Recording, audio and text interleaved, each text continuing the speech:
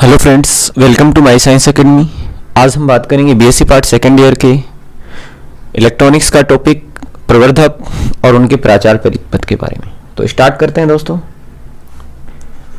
प्रवर्धक एवं उनके प्राचार परिपथ।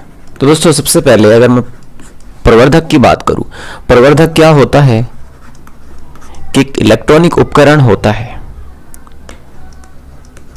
और ये इलेक्ट्रॉनिक उपकरण क्या करता है कि जो विद्युत परिपथ है उसमें प्रवर्धन का काम करता है। यानी वह इलेक्ट्रॉनिक उपकरण जो विद्युत परिपथ में प्रवर्धन का काम करता है, प्रवर्धक कहलाता है। देखिए दोस्तों कि कोई भी जो ट्रांजिस्टर है वो प्रवर्धक के रूप में कब कार्य करेगा। कोई अगर ट्रांजिस्टर है वो प्रवर्धक के रूप में कार्य कर रहा है, यानी कि इसमें जो ट्रांजिस्टर है वो निर्गत संकेतों का क्या कर रहा है, प्रवर्धन का काम कर रहा है। अब दोस्तों प्रवर्धन में क्या होता है, जो प्रवर्धक होता है एक 4 टर्मिनल नेटवर्क होता है।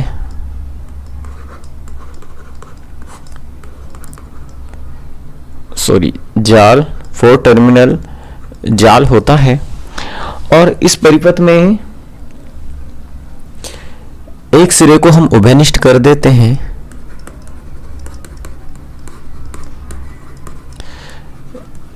एक सिरे को उभयनिष्ठ कर देने के कारण इसे हम टर्मिनल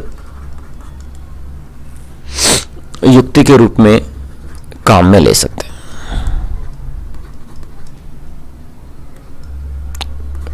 उपयोग कर सकते हैं। अब दोस्तों इसके एक सिरे को हम यदि उभयनिष्ठ कर दें और फिर उसे हम भूसंपर्कित कर देते हैं। और देखिए जो कोई प्रवर्धक का निर्माण करना है हमें, तो कैसे कर सकते हैं कि प्रवर्धक का निर्माण करने के लिए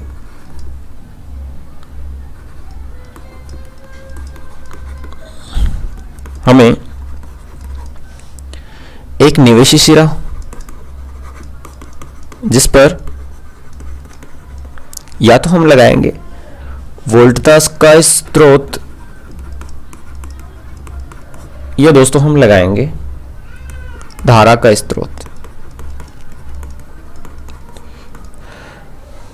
यानी कि ये जो वोल्टता स्रोत है या धारा स्रोत है ये निवेशी देने के लिए हम लगा रहे हैं कि जो निवेशी संकेत कहां से मिलेगा, वोल्टता सोर्स से मिलेगा या फिर धारा सोर्स से मिलेगा। और जो इसका निर्गत सिरा है, निर्गत पर हम लगाते हैं एक लोड प्रतिरोध या लोड प्रतिबाधा।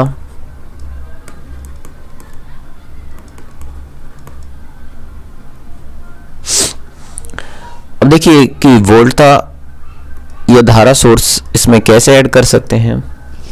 सबसे पहले दोस्तों देखिए कि ये कोई मेरे पास 4 टर्मिनल नेटवर्क है,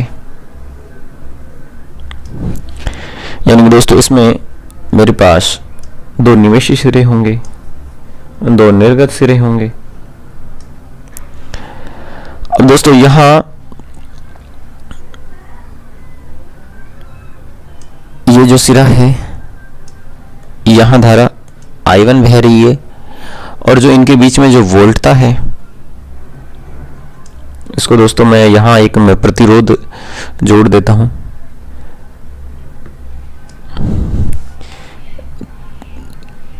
और यहां एक धारा का सोर्स IS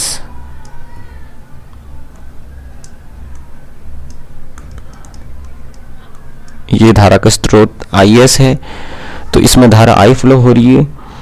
तो ये जो मेरे दोनों बिंदु हैं इनके बीच में जो वोल्टता हो जाएगी दोस्तों वो होगी V1। ऐसे दोस्तों जो ये सिरा है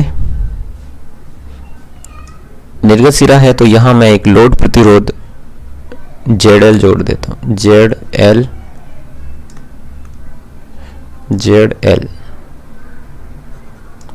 लोड प्रतिरोध ZL जोड़ देते हैं, और इसमें जो धारा फ्लो होगी इधर ये होगी I2। ये दोस्तों धारा स्रोत के रूप में हमारा सामान्य परिपथ है। तो दोस्तों ये जो परिपथ है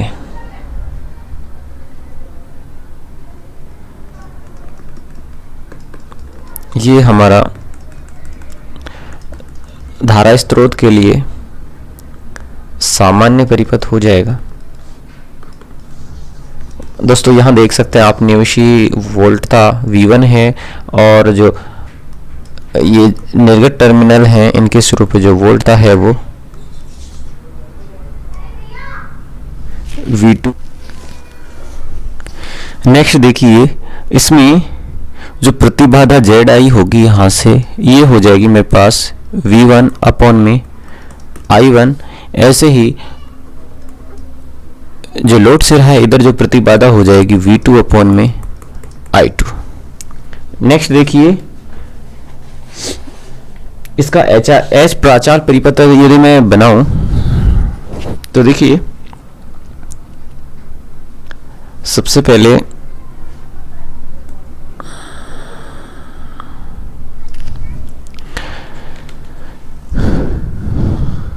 मैं इधर वोल्टा स्रोत Vs ऐड कर लेता हूं।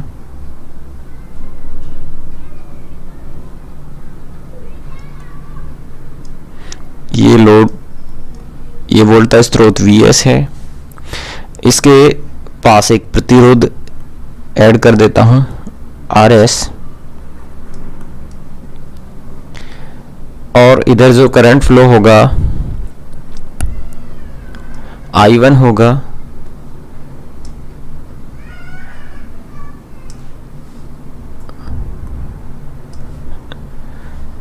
इधर करंट फ्लो हो रहा है, जो मेरा चतुर टर्मिनल जार था उसका जो पहला सिरा है ये है, और इनके बीच में जो वोल्टता होगी वो होगी V1। ये HI है, और इधर I1 धारा फ्लो हो रही है। नेक्स्ट देखिए,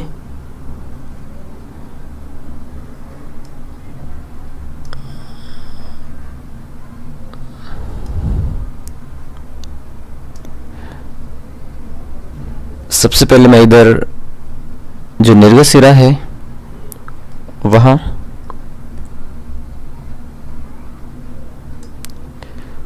ये निर्गत सिरा है, तो यहां एक लोड प्रतिरोध ZL ऐड कर देता हूं।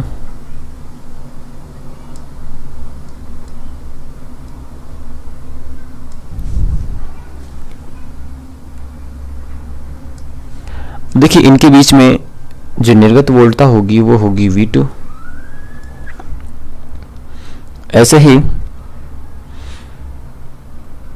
इधर मेरा होगा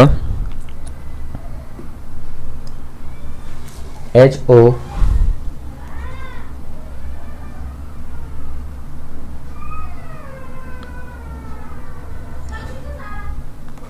V2, ये हो जाएगा मेरा HF I1, ये HR V2।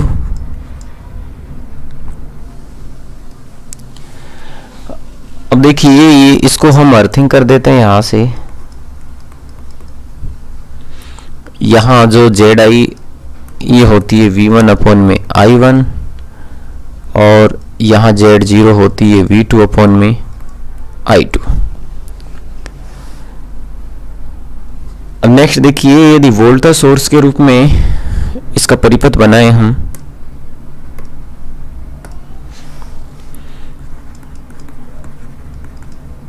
वोल्टा स्रोत के रूप में, तो देखिए ये एक चतुर टर्मिनल जाल है।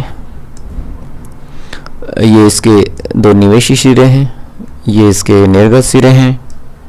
तो यहाँ जो धारा फ्लो होगी वो होगी I1, और ये जो दोनों टर्मिनल हैं इनके बीच में वोल्टता होगी V1। यहाँ एक प्रतिरोध RS कनेक्ट है,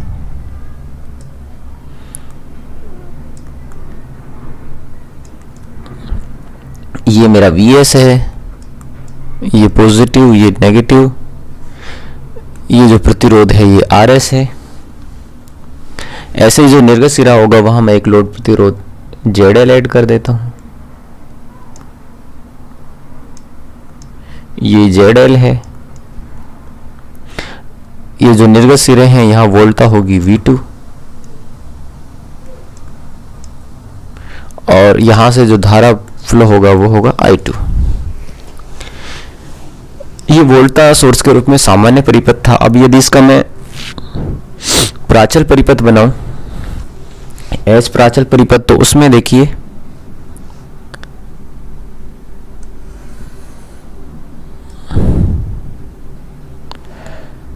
इधर मैं वोल्टता का सोर्स ले रहा हूं,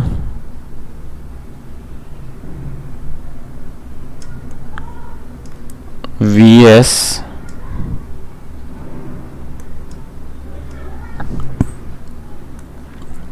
ये प्रतिरोध RS है, जैसा कि आप ऊपर वाले डायग्राम में देख पा रहे हैं ये रहा। और यहाँ जो करंट फ्लो हो रहा है वहाँ एक प्राचाल परिपथ HI ले लेते हैं। यहाँ मैं ले लेता हूँ HRV2। ये जो निवेशी सिरे हैं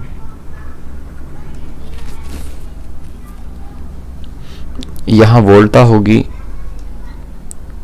V1, ये है RS, यहाँ जो धारा फ्लो हो रही है वो I1 है, ये HRV2 है। ऐसे ही इधर जो लूंगा मैं वो ले रहा हूं मैं HF,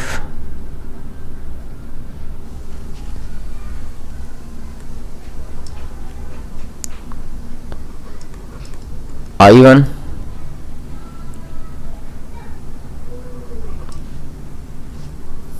दोस्तों ये जो HR है ये H प्राचाल है, जो एक ये पैरामीटर है, ये रिवर्स R रिवर्स के लिए, F फॉरवर्ड बायस के लिए, उसके बेसिस पे हम ये लेते हैं। और ये I1 है, ये इस साइड का जो करंट फ्लो हो रहा है, तो इस साइड I1 लेंगे और इस साइड जो वोल्टता है निर्गत वोल्टता उसको इस साइड लेंगे। यहाँ मेरा H0 है,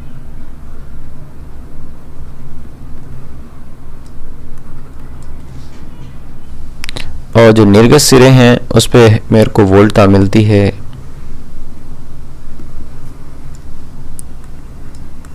V2। और दोस्तों ये मेरा लोड प्रतिरोध ZL है, यहाँ ZL। और दोस्तों इसमें जो करंट फ्लो हो रहा है इधर से ये I2 इधर से फ्लो होगा। तो दोस्तों ये हो जाता है वोल्टता स्रोत के लिए H प्राचल परिपथ।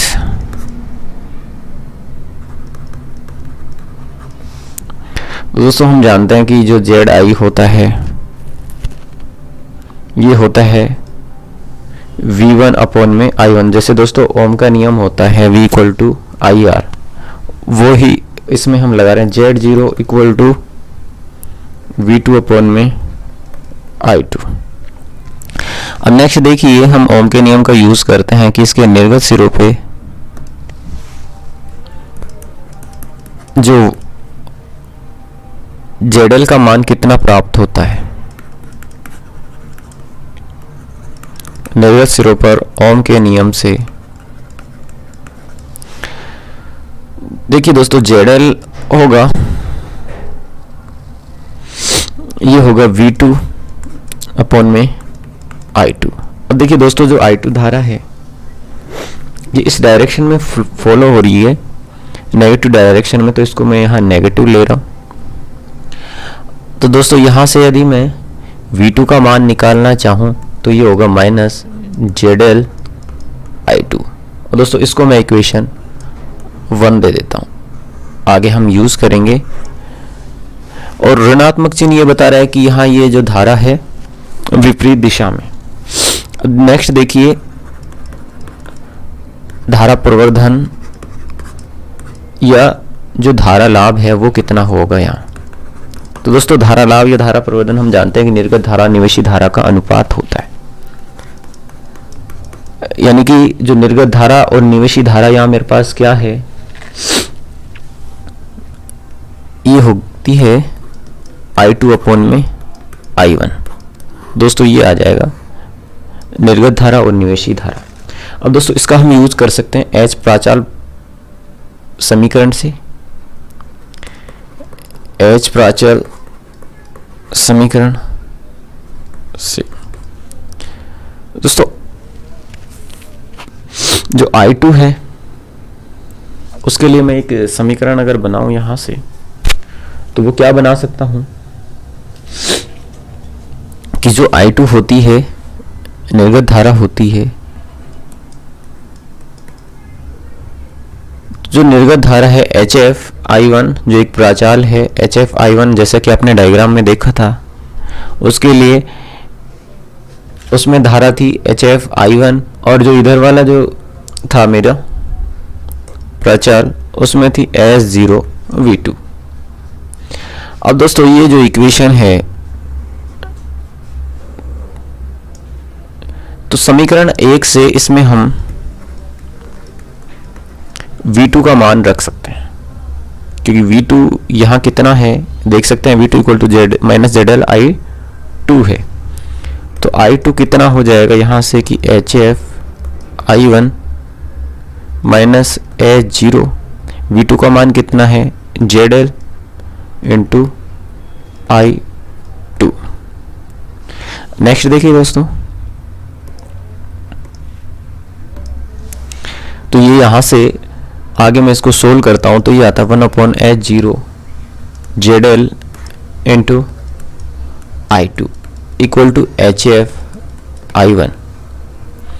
दोस्तों यहाँ से मैं I2 अपॉन में I1 का मान निकालूं तो ये हो जाएगा HF अपॉन में 1 प्लस H0 इंटू ZL।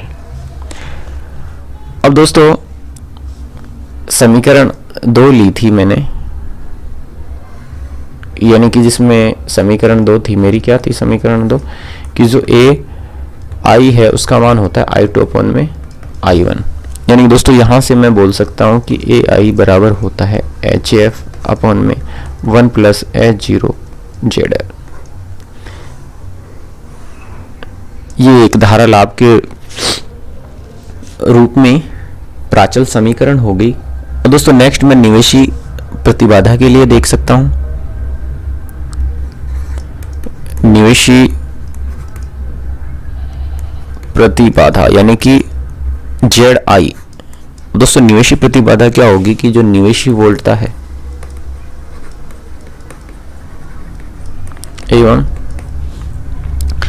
जो निवेशी धारा है का अनुपात होती है। और दोस्तों इसे हम ZI से डिनोट करते हैं। तो देखिए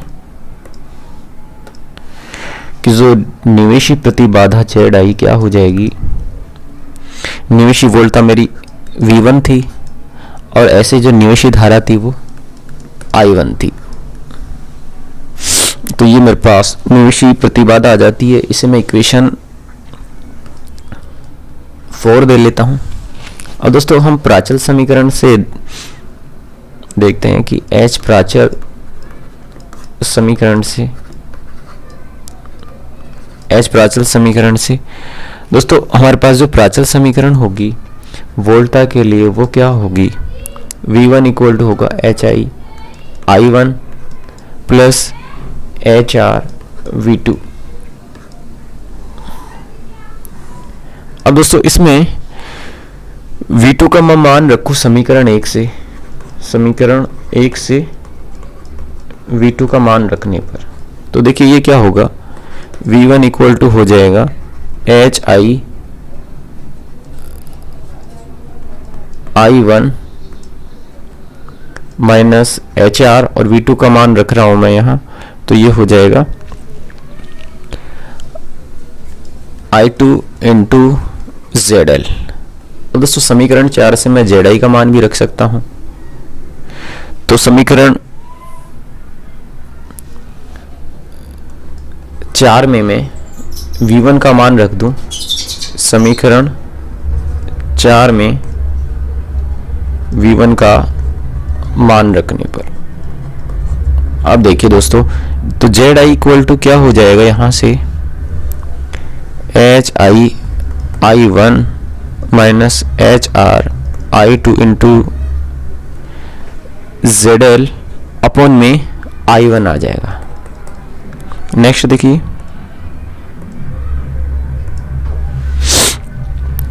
यानी कि जो ZI है वो हो जाएगा HI minus HR into ZL into I2 और अपॉन में मेरा क्या चल रहा था, I1।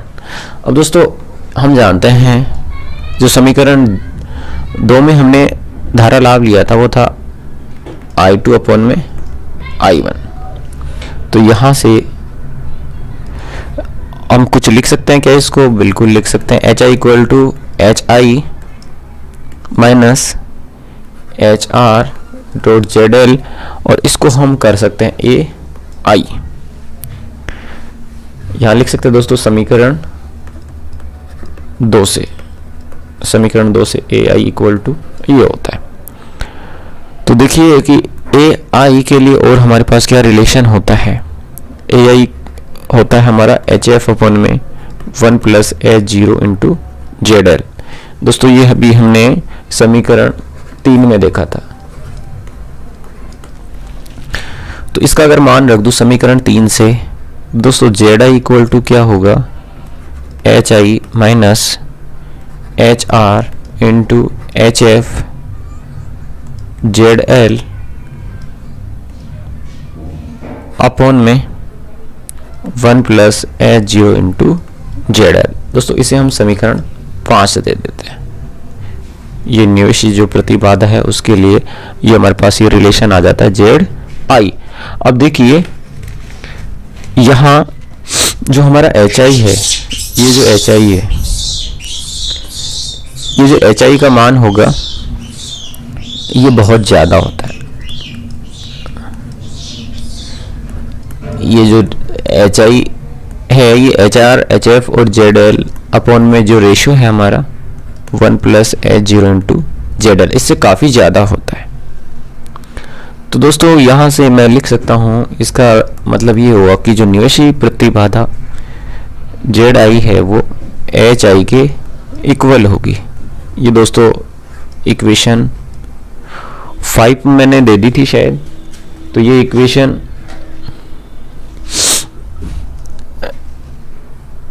निवेशी प्रतिबाधा को बताता है। ये निवेशी प्रतिबाधा ZI। अब देखिए वोल्टा प्रवर्धन के लिए या वोल्टा लाभ के लिए हम देखते हैं, वोल्टा प्रवर्धन के लिए क्या हो जाएगा। दोस्तों वोल्टा प्रवर्धन या वोल्टा लाभ क्या होता था, निर्गत वोल्टा और निवेशी वोल्टा का रेशो होता था, यानी कि AV इक्वल टू होता था V2 अपॉन में V1। तो दोस्तों इसको मैं इक्वेशन 6 दे लेता हूं। अब देखिए कि जो समीकरण 1 थी उसमें मेरे पास V2 का मान आता था माइनस I2 ZL। तो इसको मैं अगर समीकरण 6 में रख लूं,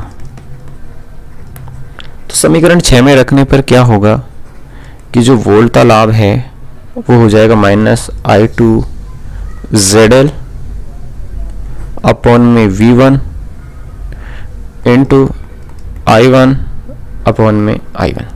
दोस्तों V2 का मान यहाँ मैंने रख दिया। अब अगर मैं इसमें I2 के इसके अंश और हर में गुना कर दूं,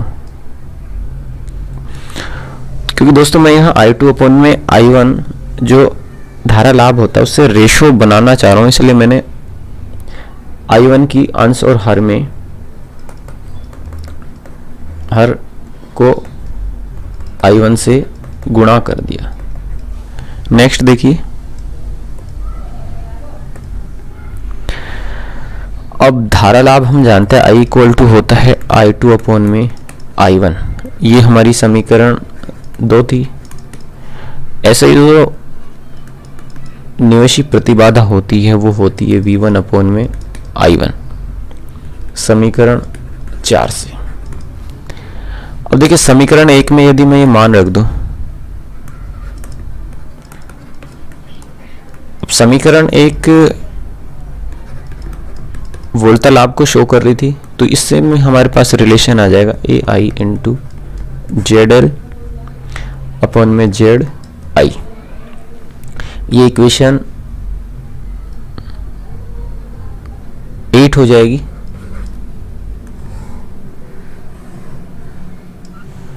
तो देखो दोस्तों, AV इक्वल टू यहां से क्या होगा, माइनस HF ZL, समीकरण 1 में रख देंगे तो 1 प्लस H0 इंटू ZL, साथ में ये 1 प्लस H0 ZL अपॉन में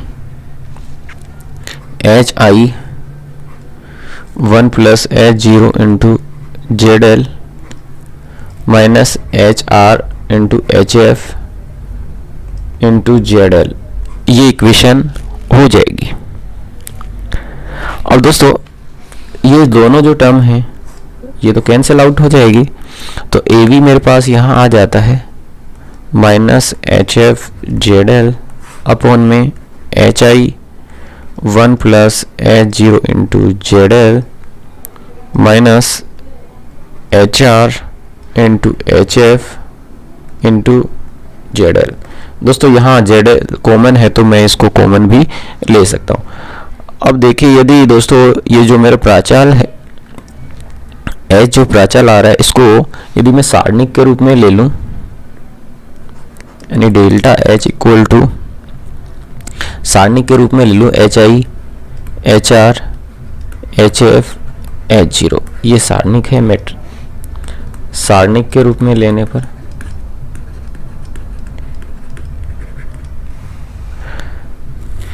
दोस्तों यहां से डेल्टा H इक्वल टू क्या होगा, इन दोनों की मल्टीप्लाई होगी, वज्र गुणा होगा HI into H0 minus HR into HF। अब दोस्तों इसका मान रख दूं मैं डेल्टा H का, तो मेरे पास जो AV है इसका मान आ जाएगा माइनस HF ZL अपॉन में HI इंटू कि दोस्तों जो ये लास्ट इक्वेशन थी मेरी, उसमें डेल्टा H का HI into H0 minus HR into HF आ रहा था, तो उसको डेल्टा H लिख सकते हैं। तो इतना ही मैंने यहाँ किया है, plus delta H into ZL। दोस्तों ये इक्वेशन 9 हो जाती है। दोस्तों ये जो इक्वेशन 9 है ये वोल्टा प्रवर्धन को बता रही है, वोल्टा प्रवर्धन AV और H प्राचाल में जो संबंध आ रहा है। अब देखिए निर्गत प्रतिबाधा निकालते हैं। निर्गत प्रतिबाधा क्या होगी, नेक्स्ट देखिए, निर्गत प्रतिबाधा। दोस्तों निर्गत प्रतिबाधा क्या होती है, निर्गत वोल्टता और निर्गत धारा का अनुपात होती है, यानी कि Z0 इक्वल टू होता है V2 अपॉन में I2। ये निर्गत वोल्टता है और ये निर्गत धारा है। अब दोस्तों निर्गत प्रतिबाधा का मान याद करने के लिए मैं क्या कर सकता हूं कि जो निवेशी वोल्टता स्रोत है,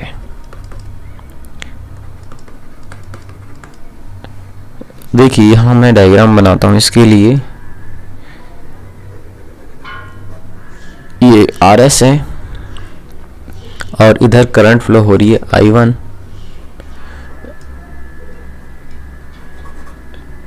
ये H प्राचाल है, यहाँ HR,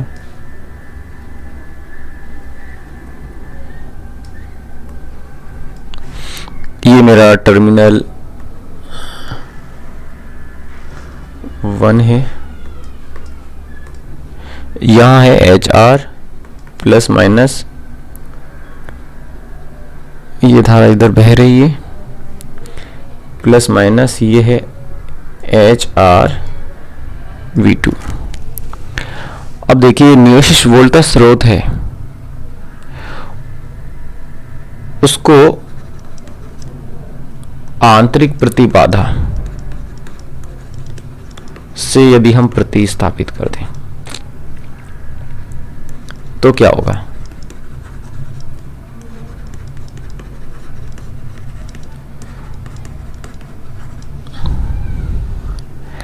तो इस कंडीशन में देखिए, तो किरचॉफ का जो सेकंड लॉ है वोल्टा का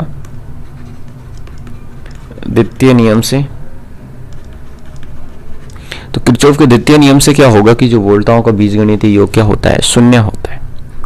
तो देखिए दोस्तों, ये मेरा जो एक प्रतिरोध आर एस लगाया मैंने यहाँ, इसमें धारा कितनी बह रही है? I1 बह रही है। यानी कि इस जो सर्किट है,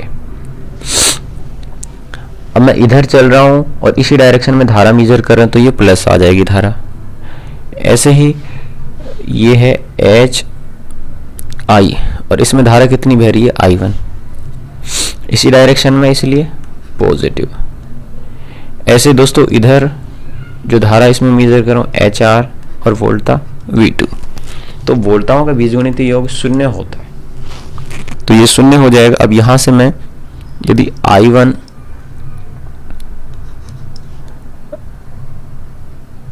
RS प्लस HI, यहां से दोस्तों सॉरी ये I1 है, ये जो यहां धारा बह रही है I1 है ना, I1, तो यहां से I1 कॉमन लूंगा तो RS plus HI equal to, इसको मैं इधर ट्रांसफर कर देता हूं तो ये होगा माइनस HR V2।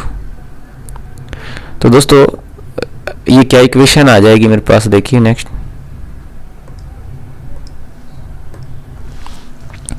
ये आ जाता है I1 equal to minus HR V2 upon में RS प्लस HI।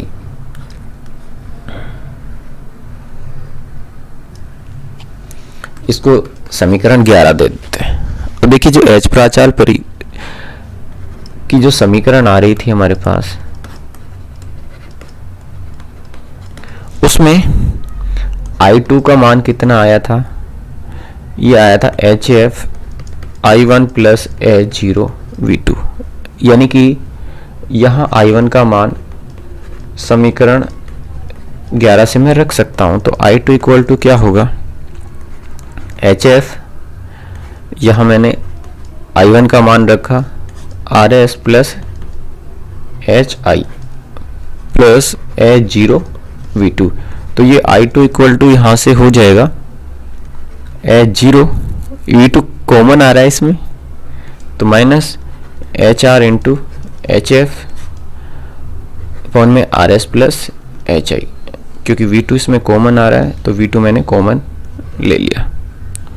अब नेक्स्ट देखिए कि यहां से यदि मैं V2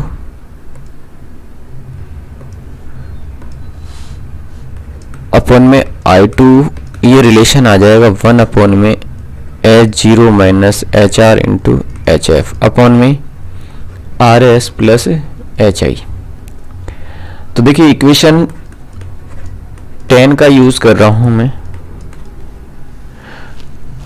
तो दोस्तों ये जो पोर्शन होता था, ये होता था Z0 निर्गत प्रतिबाधा Z0 इक्वल टू 1 अपॉन में H0 minus HR into HF RS plus HI। तो दोस्तों Z0 इक्वल टू यहाँ से एलसीएम ले इसका, तो ये आएगा RS plus HI, H0 RS plus HI minus HR into HF, या फिर इसे मैं लिख सकता हूँ Z0 equal to RS plus HI। और दोस्तों अगर यहाँ से कुछ कॉमन आ रहा है, क्या कॉमन नहीं आ रहा है, तो इसे RS अंदर मल्टीप्लाई कर देते हैं, H0 RS plus H0 into H I minus H R into H F. Next देखिए,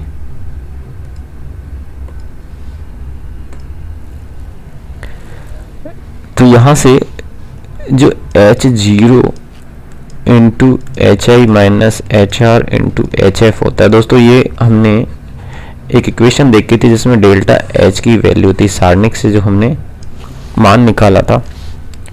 तो जो निर्गत प्रतिबाधा जेड जीरो है वो हो जाएगी R S plus H I into H zero into R S plus delta H.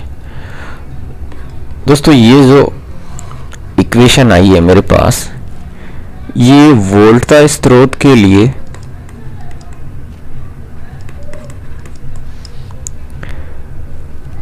अब यदि इसमें जो वोल्टता स्रोत है उसकी आंतरिक जो प्रतिबाधा है जो मैंने आर एस लगाई थी, तो उसको यदि मैं जीरो कर दूं, आंतरिक प्रतिबाधा यानी कि R S equal to zero ले लें, तो दोस्तों जेड जीरो क्या हो जाएगा, जेड जीरो हो जाएगा ये जीरो तो एच आई अपॉन में डेल्टा एच हो जाएगा। दोस्तों ये आ जाते हैं मेरे पास इक्वेशन 13। अब दोस्तों शक्ति लाभ मैं निकालूं, तो दोस्तों शक्ति लाभ क्या होता है, नेक्स्ट देखिए शक्ति लाभ क्या होता है। शक्ति लाभ होता है कि जो निर्गत शक्ति एवं जो निवेशी शक्ति है उन दोनों का रेशा होता है। अब इसे शक्ति प्रवर्धन भी बोल देते हैं। ये होता है दोस्तों एपी होता है, और यहां से अगर मैं निकालना चाहूं एपी, तो ये P2 अपॉन में P1। इसको दोस्तों मैं इक्वेशन दे लेता हूं 14।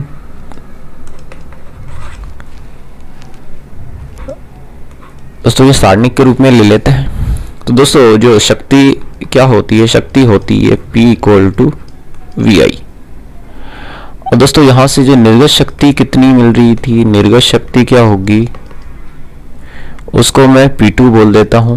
तो निर्गत वोल्ट V2 और निर्गत धारा I2। ऐसे जो निवेशी शक्ति क्या होगी, निवेशी शक्ति होगी दोस्तों P1 equal to V1 dot I1। तो दोस्तों समीकरण 14 में ये वैल्यू रख लेते हैं। अब दोस्तों समीकरण 14 से क्या होगा, देखो कि AP इक्वल टू P2 का मान है मेरे पास V2 इंटू I2, और ये है P1 का मान V1 इंटू I1। दोस्तों ये सारणिक है तो इसको मैं अलग अलग लिख सकता हूँ, V2 अपॉन में V1 सारणिक के रूप में, ऐसे ही I2 अपॉन में I1 सारणिक के रूप में। अब दोस्तों नेक्स्ट देखिए, यहां से जो धारा लाभ है दोस्तों V2 अपॉन में V1 को हम वोल्टा लाभ बोल सकते हैं, ऐसे ही जो I2 अपॉन में I1 है उसको धारा लाभ बोल सकते हैं। दोस्तों ये इक्वेशन मेरी 15 आ जाती है। अब दोस्तों इक्वेशन जो 9 थी उसमें हमने AV का मान निकाला था। AV का मान आया था इसमें minus HF into ZL upon में HI plus delta H into ZL। तो दोस्तों यहां से AV का मान और जो हमारी समीकरण I के लिए आई थी वो आई थी HF अपॉन में 1 प्लस H0 इंटू ZL। तो दोस्तों इन दोनों का मान AI और AV का मान समीकरण 15 में रखें तो दोस्तों वोल्टा लाभ आ जाता है AP इक्वल टू